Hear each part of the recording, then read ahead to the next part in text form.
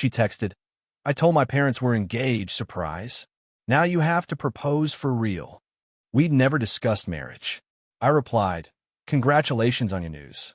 Then I sent her parents a message. "I'm not sure what she told you, but we're actually breaking up." When her mom called her crying. Original post.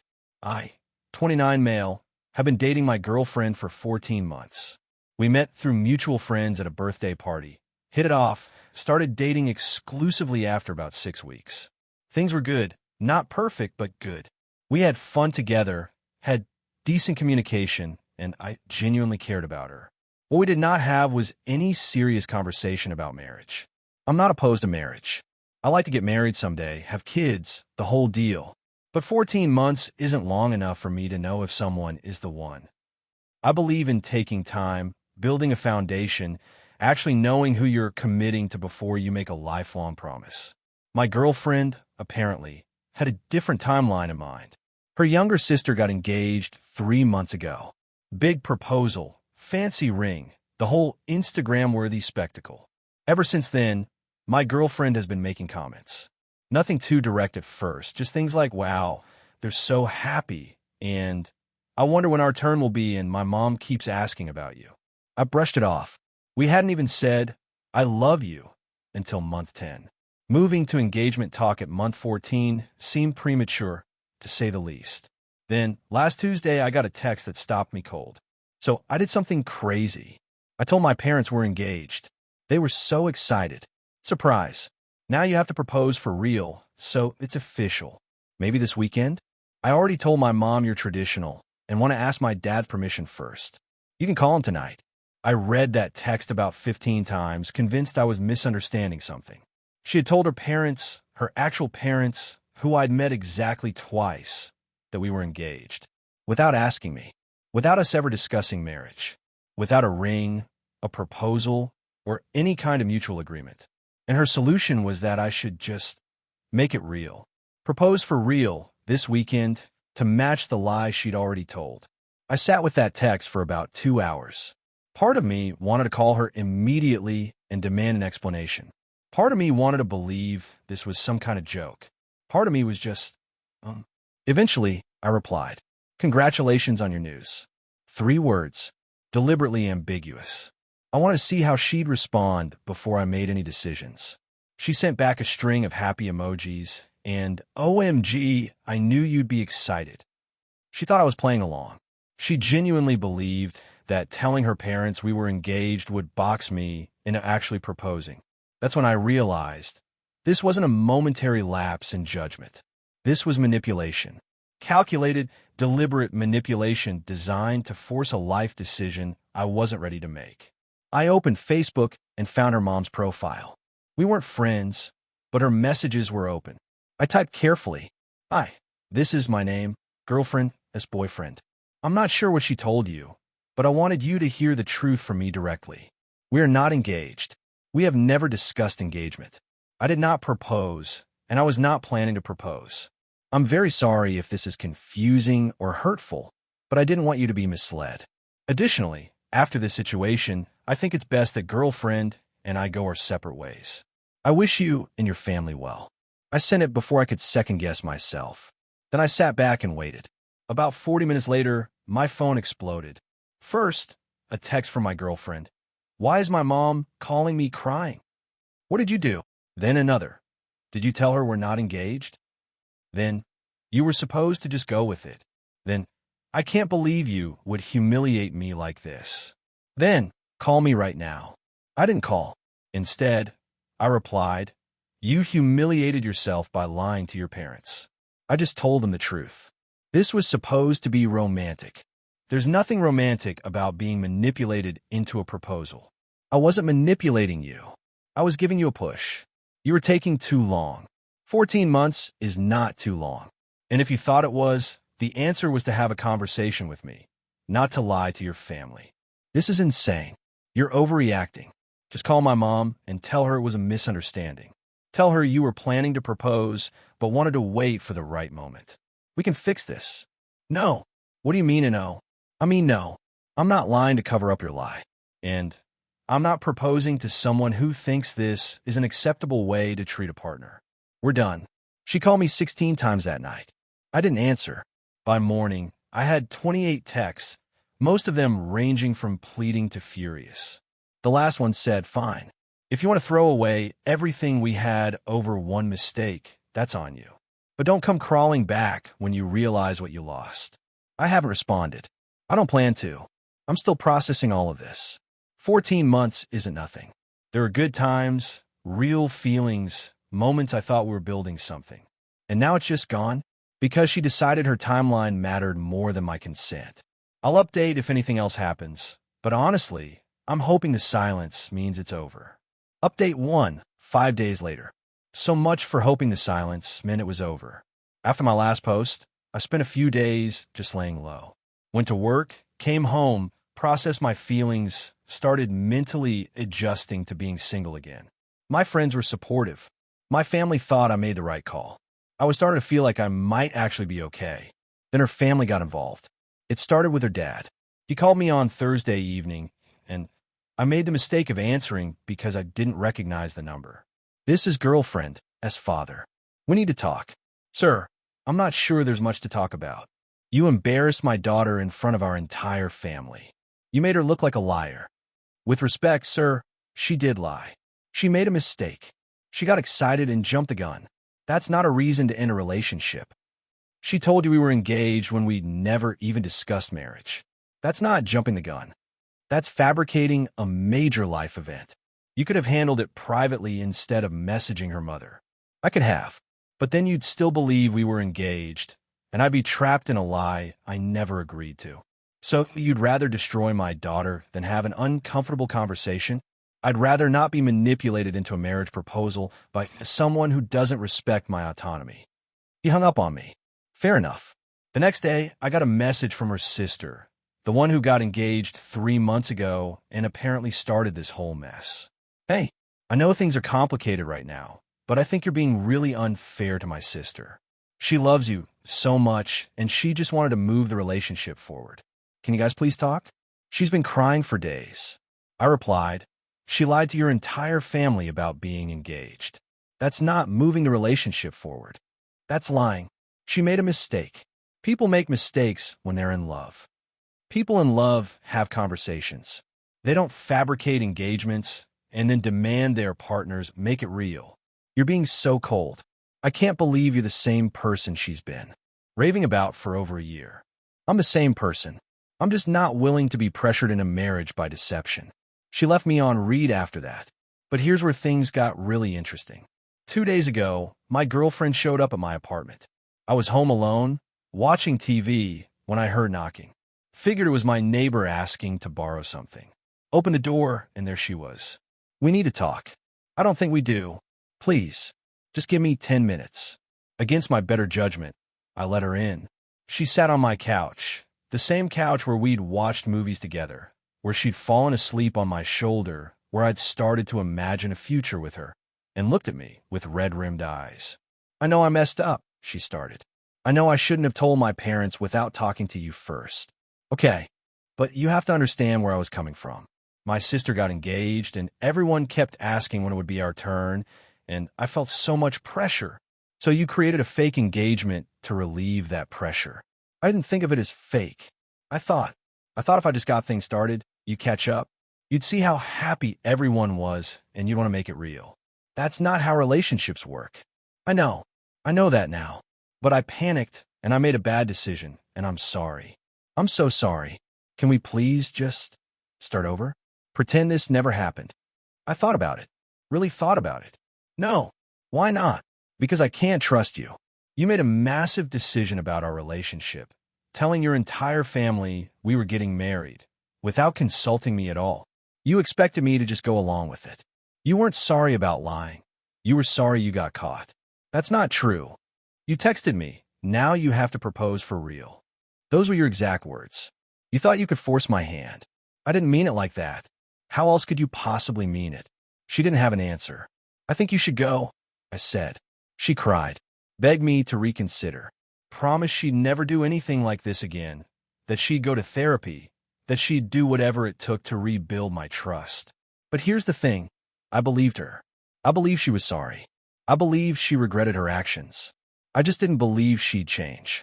Because the entitlement that led her to fabricate an engagement, the belief that her timeline mattered more than my consent, that she could manipulate me into major life decisions, that wasn't a one-time mistake. That was a worldview. And worldviews don't change because of one uncomfortable conversation. She left in tears. I felt terrible, but I also felt certain. This relationship was over. Update 2, 9 days later. I thought after she left my apartment, things would finally settle down. I was wrong. Over the next week, my ex launched what I can only describe as a campaign to either get me back or destroy my reputation. Maybe both. It started with the mutual friends. We have a shared social circle from when we started dating. Most of them are originally her friends, but I've become close with a few of them over the past year. Within days of the apartment conversation, I started getting texts. Hey, she told me what happened. I think you're being too harsh. Dude, she made one mistake. Everyone deserves a second chance. She said you humiliated her in front of her entire family. That seems really cruel. I responded to each one the same way. I explained what actually happened, that she told her parents we were engaged without ever discussing it with me, that she expected me to just make it real, that I simply told her parents the truth. Some of them understood. A few apologized for jumping to conclusions, but others doubled down. Even if that's true, you could have handled it better. Marriage is about compromise. Maybe you should have just proposed to keep the peace. She clearly loves you. Why can't you see that? I stopped responding after that. You can't reason with people who think keeping the peace is worth marrying someone who manipulated you. Then came the extended family angle. My ex's aunt, someone I'd met exactly once at a family barbecue, found me on social media and sent me a lengthy message about how I'd destroyed her niece's mental health and shamed her in front of the entire family. She demanded I apologize publicly and make things right. I didn't respond, just blocked her. But here's where it got really wild. 4 days ago, I was at work. I'm a project coordinator for a construction company. Nothing fancy, but steady work, when I got called into my supervisor's office. Hey, got a weird call this morning. Someone asking about you. Who? Didn't leave a name. Said they were a concerned friend and wanted to know if we knew about your history of emotional abuse. My stomach dropped. That's not true. At all. I figured. But I wanted to give you a heads up in case it escalates. I thanked him and spent the rest of the day feeling sick. Someone, and I had a pretty good idea who, had called my workplace to try to get me in trouble. When I got home, I texted my ex directly for the first time since she left my apartment. Did you call my job and accuse me of emotional abuse? She replied quickly, I don't know what you're talking about. Someone called my supervisor claiming to be a concerned friend, asking about my history of emotional abuse. Well, it wasn't to me. Then who was it? Maybe one of my friends or family members who's worried about you. You've been acting really erratic. I've been acting erratic? You fabricated an engagement and then tried to ruin my job when I wouldn't play along. I didn't call your job. Stop being paranoid. I didn't believe her, but I also couldn't prove it, so I let it go. The next day, I got a text from an unknown number. You messed with the wrong family. This isn't over. I screenshotted it and saved it. Then I did something I should have done from the beginning. I documented everything. Every text from her, her family, her friends. Every social media message. The voicemail from her dad. The report from my supervisor about the call to my workplace. All of it, saved in a folder, organized by date. And then I did something else. I reached out to her younger sister's fiancé. We'd met a few times at family events, and he'd seemed like a reasonable guy. I sent him a brief message explaining the situation from my perspective, not to start drama, but to make sure at least one person in that family had the full picture. He responded within an hour. Man, I had no idea it was like this. She told everyone you got cold feet and panicked. Nobody mentioned the fake engagement thing. She told her parents we were engaged without ever discussing it with me. Then she expected me to just propose to make it real. That's really messed up. Yeah, I just wanted someone in your family to know the truth. I appreciate you reaching out. I'm going to talk to my fiancé about this. 2 days later, I got a message from him again. So I talked to my fiancé. She didn't know the real story either. She thought you'd actually proposed and then backed out. When I told her what really happened, she was furious at her sister, not you. They had a big fight about it yesterday. I'm sorry to cause problems in your family. You didn't cause anything. Her sister lied to everyone and let you take the blame. That's on her. He also told me something else. The concerned friend who called my workplace? It wasn't my ex. It was her mom. Apparently, her mom had been on a mission to protect her daughter by making my life difficult. She'd been the one encouraging the text from extended family, the one suggesting that someone should let his employer know what kind of person he is, the one turning the entire family against me. And her mom was about to face some consequences. Final update, 12 days later. This is going to be my final update because things have reached a conclusion and honestly, I'm ready to move on. After finding out that my ex's mom was the one who called my workplace, I made a decision. I wasn't going to just let this slide. First, I gathered all my documentation, screenshots of every threatening or harassing message, the notes from my supervisor about the phone call, the text from the unknown number threatening me, timestamps on everything. Then I consulted with a lawyer, paid $200 for a 1-hour consultation to understand my options. His assessment. The workplace call could potentially constitute tortious interference, someone deliberately trying to damage your employment through false statements. The texts from extended family were unpleasant but not actionable. The threatening text from the unknown number was potentially harassment, but would be hard to prove who sent it. His recommendation: send a cease and desist letter to my ex and her family, specifically addressing the workplace call and demanding that all contacts stop immediately. If they continued, I'd have grounds for a restraining order. I had him draft the letter. It cost me $350, but it was worth it. The letter went out via certified mail to my ex, her mom, and her dad. It laid out everything: the fabricated engagement, the harassment campaign, the phone call to my employer with false accusations of abuse. It demanded that all contacts cease immediately and warned that any further interference with my employment or reputation would result in legal action. The responses were immediate, but not to me directly. According to the sister's fiancé, who'd become my informal source of information, the letter caused a complete meltdown in their household. The dad was furious that the situation had escalated to lawyers. He apparently had no idea his wife had called my workplace. When he found out, there was a massive fight about making things worse and going too far. The mom tried to defend herself by saying she was protecting her daughter, but even the dad thought calling someone's employer was crossing a line. And my ex? She apparently blamed everyone but herself. Her parents for getting involved. Her sister for taking my side. Me for making a big deal out of nothing. Classic. But here's the part that actually mattered to me. The contacts stopped. No more texts from extended family. No more messages from flying monkeys. No more calls to my workplace. The cease and desist letter did exactly what it was supposed to do. It put everyone on notice that their actions had legal consequences, and they backed off. 3 days after the letter arrived, I got one final communication. Not from my ex, but from her mom. It came through Facebook, a short message. I apologize for calling your employer. It was wrong of me. I was upset about my daughter, and I let that cloud my judgment. I won't contact you again. I didn't respond, but I did screenshot it just in case. That apology, not from my ex, but from her mom, told me everything I needed to know. The mom was the only one in that family capable of recognizing when she'd gone too far. My ex never apologized, never acknowledged that fabricating an engagement was wrong, never took any responsibility for the chaos she'd created. According to the sister's fiancé, my ex has been telling people that I overreacted and that all couples have misunderstandings. She's already started dating again. Some guy from her gym, apparently.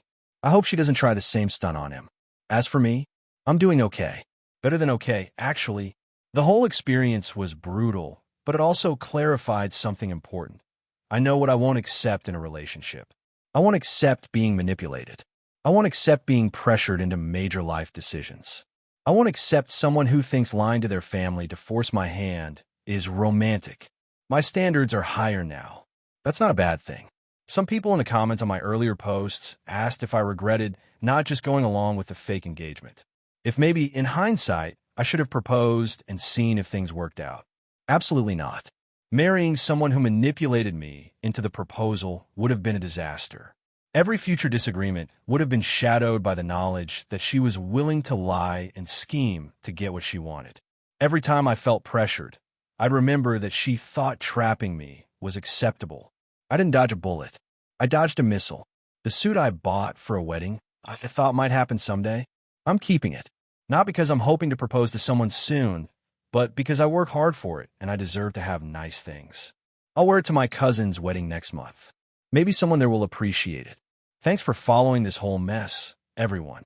Your comments kept me sane when I was questioning myself. You reminded me that my boundaries weren't unreasonable, that my reaction wasn't cold, and that I deserved better than someone who saw manipulation as romance. I'm logging off from this account now. Time to start fresh.